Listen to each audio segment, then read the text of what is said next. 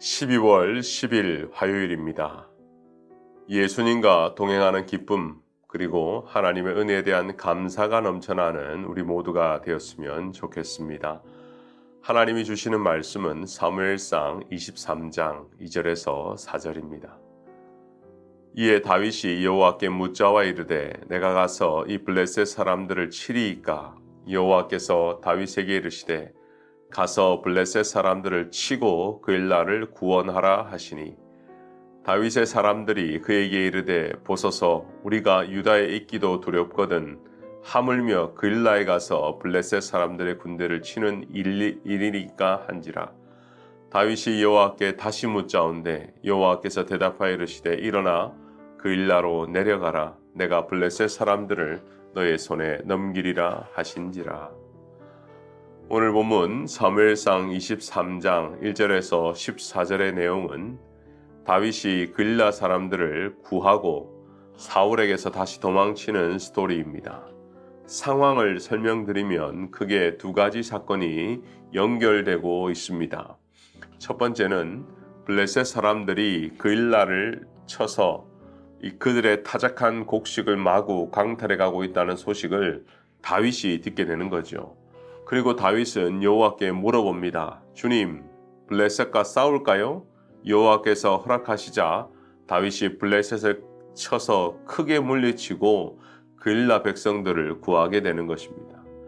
두 번째는 동시대, 동시간 사울은 다윗이 그일라에 있다는 소식을 듣고 이 그일라 성읍을 포위하여 다윗을 죽이고자 합니다. 그러자 다윗이 다시 이 사울이 그일라 성으로 올 것인지 또 그일라 사람들이 자기들을 자기 군사들을 사울에게 넘겨줄 것인지를 하나님께 묻게 되죠. 하나님께서 그렇다고 말씀하시자 곧 그일라 성을 피하여 광야의 요새와 항무지로 도망가게 됩니다. 저는 오늘 본문을 통해서 두 가지를 함께 나누고자 합니다. 첫 번째, 지금 내가 무엇에 신경 쓰고 있는가를 확인해야 하는 거죠.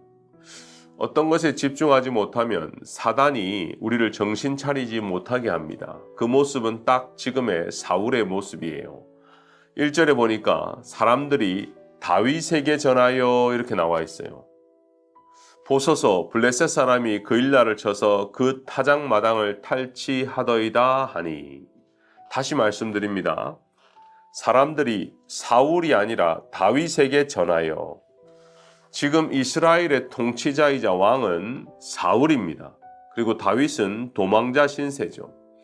그런데 백성들이 어려운 일을 당하고 있을 때 정작 찾은 사람은 사울이 아니라 다윗입니다.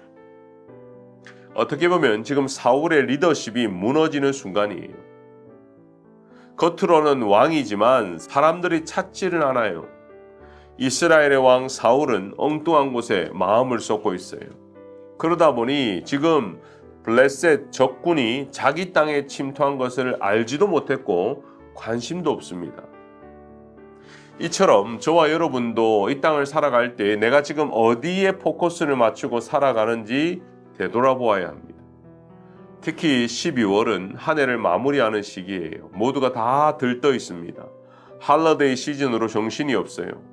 제가 짧은 미국 생활에서 경험한 것은 11월 마지막 주 땡스기빙부터 뉴이얼까지는 그냥 노는 분위기가 만연한 것 같아요. 우리 또한 하나님의 거룩한 자녀로 살아간다고 말은 하지만 이 땅 가운데 세상 가운데 헤매고 있지는 않는지요.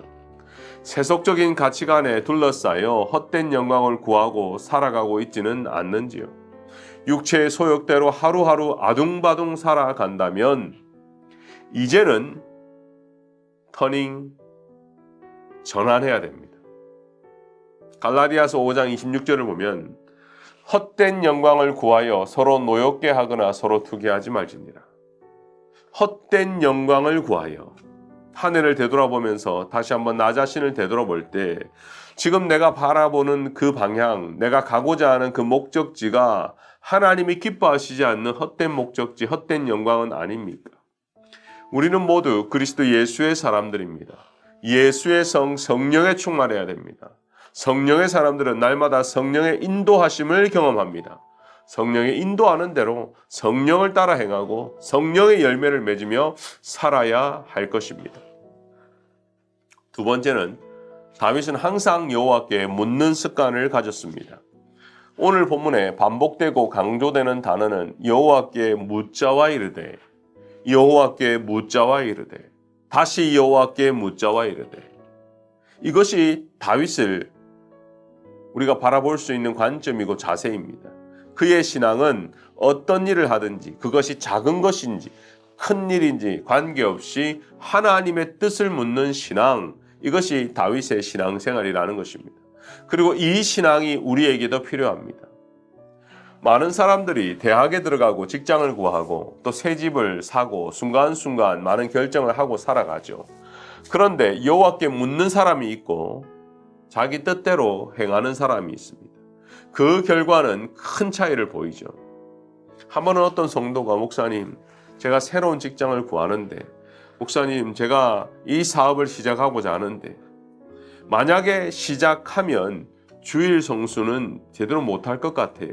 하지만 나의 연봉이나 내 페이스톱은 지금보다 아마 1.5배가 될 것 같습니다. 목사님 기도해 주세요.